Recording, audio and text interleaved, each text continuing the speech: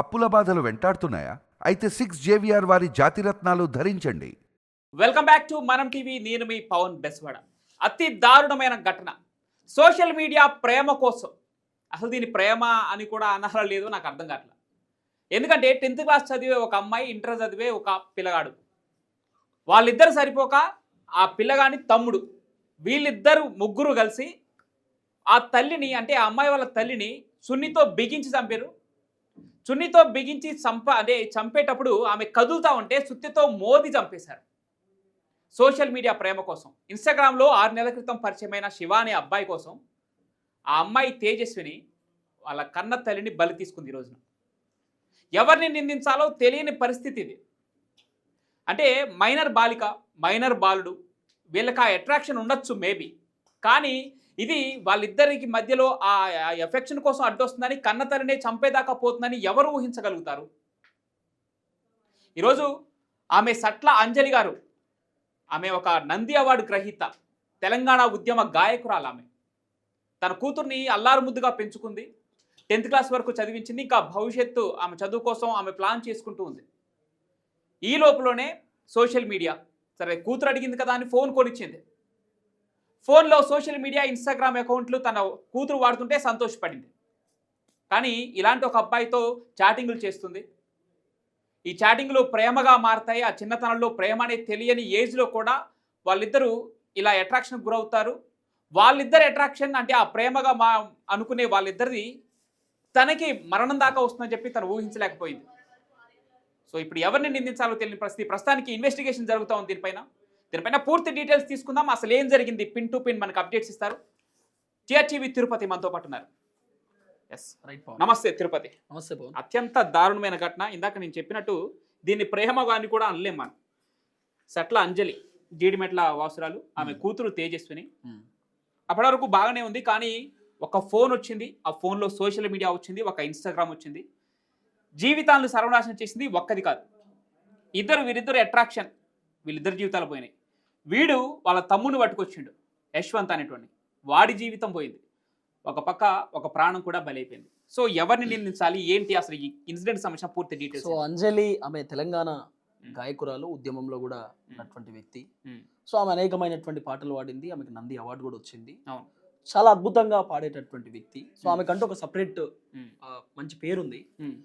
So వాళ్ళ కూతురు మీరు చెప్పినట్టు తేజస్విని అనే అమ్మాయి, ఆమె 10th క్లాస్ అవుతుంది ప్రముఖ స్కూల్లో.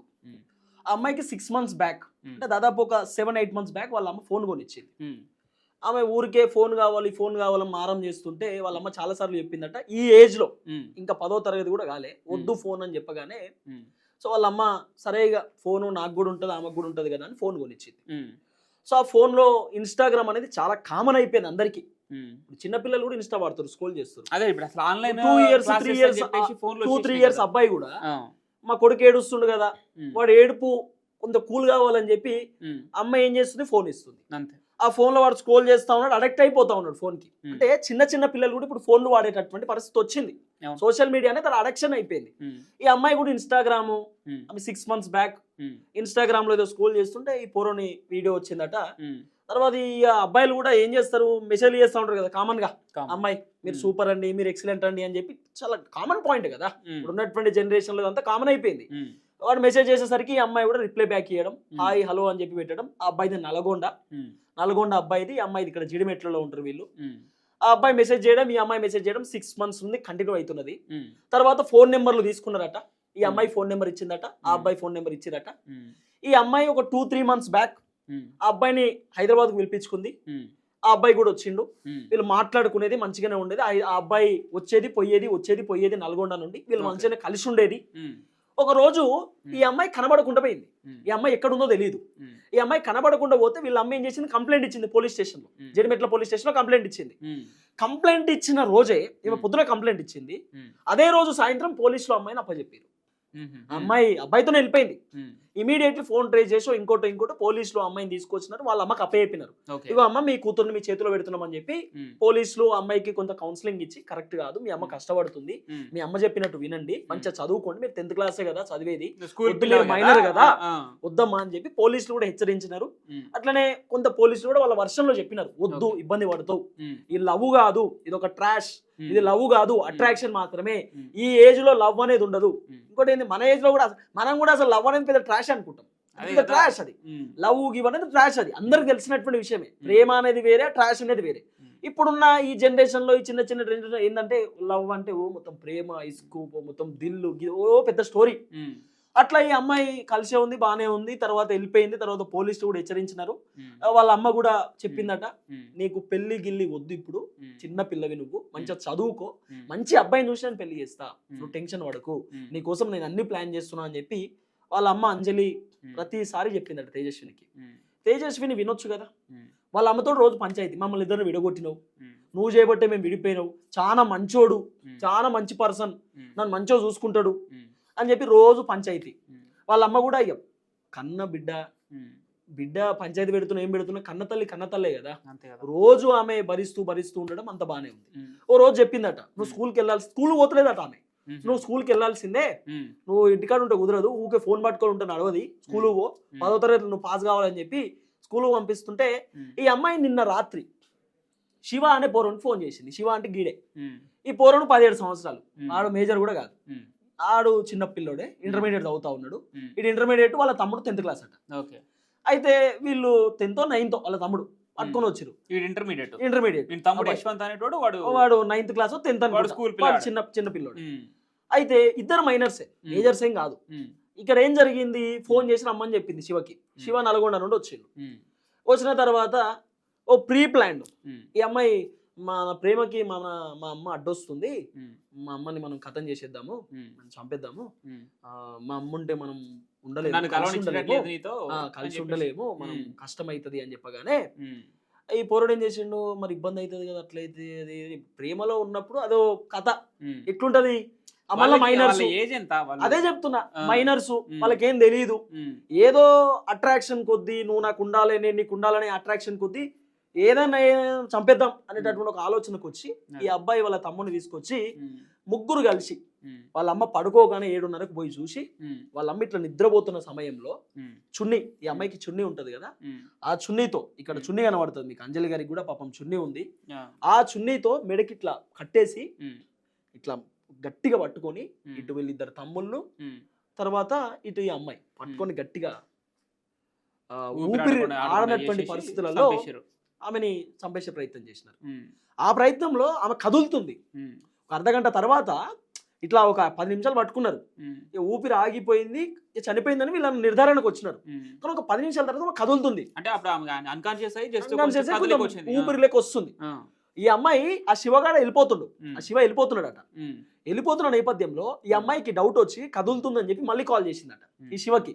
ఇటు మళ్ళీ వచ్చింది, మళ్ళీ వచ్చి ఇక మా అమ్మ చనిపోలేదు, ఆమె బతుకుతే మాత్రం మన మీద కేసు అవుతుంది, మనల్ని ఇబ్బంది పెడుతుంది, మళ్ళీ మనం ఉండలేము, నువ్వు రా అని చెప్పి అమ్మాయి కాల్ చేయగానే మళ్ళీ వచ్చిందండి. మళ్ళీ వచ్చి వాళ్ళ ఇంట్లో సుత్తే ఉంటది కదా, సుత్తే తీసుకొని తల మీద గుట్టి చంపేసాడు.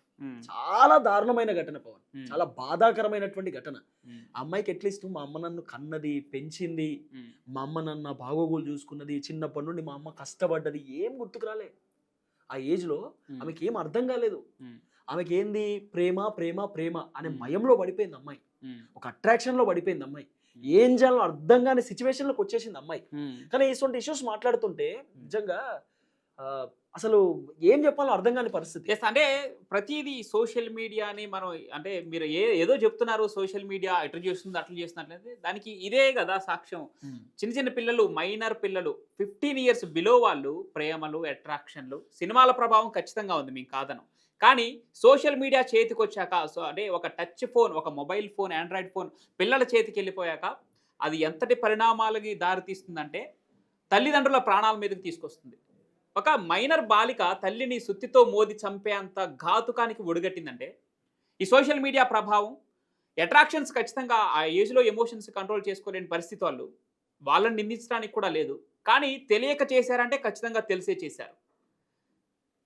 అంటే చనిపోతుందని తెలుసు, చంపేద్దామని ప్రీ ప్లాన్డే కదా ఇదంతా. ప్రీ ప్లాన్ కానీ కాబట్టి అమ్మాయి 10వ తరగతి క్లాస్ రూమ్ బెంచ్ మీద కూర్చోవాల్సిన అమ్మాయి పోలీస్ స్టేషన్ కుర్చీ మీద కూర్చున్నది. అంటే తెలిసి తెలియని ఏజ్ ఓకే, కానీ ఒక ప్రీ ప్లాన్ తో చంపేద్దాము అని ఆ కాన్సెప్ట్ ఎట్లా వస్తుంది?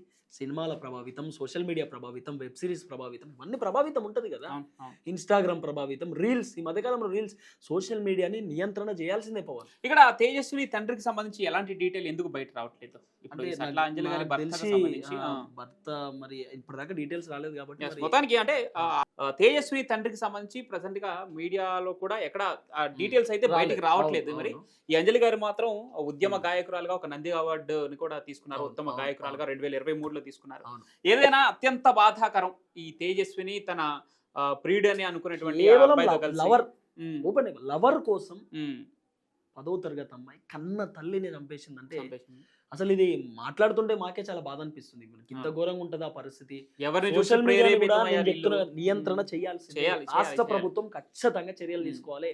అరే వాడు ఇన్స్టాగ్రామ్ లో ఒక్కొక్కడు ఏం బూతులు, మరి చిన్న పిల్లలు కూడా చూస్తారనే మినిమం కామన్ సెన్స్ లేకుండా వ్యూవర్షిప్ కోసం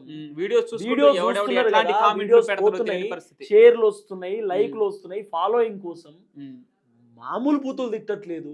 ఒక్కొక్క అమ్మాయి అయితే చెప్తే అసలు నాకు నిజంగా పరమ రోత్ అనిపిస్తుంది. పొట్టి పొట్టి బట్టలు వేసుకొని బూతులు తిట్టుకుంటా ఏం నేర్పిస్తారు ఇంట్లో? తల్లిదండ్రులు ఏం చూస్తున్నారు?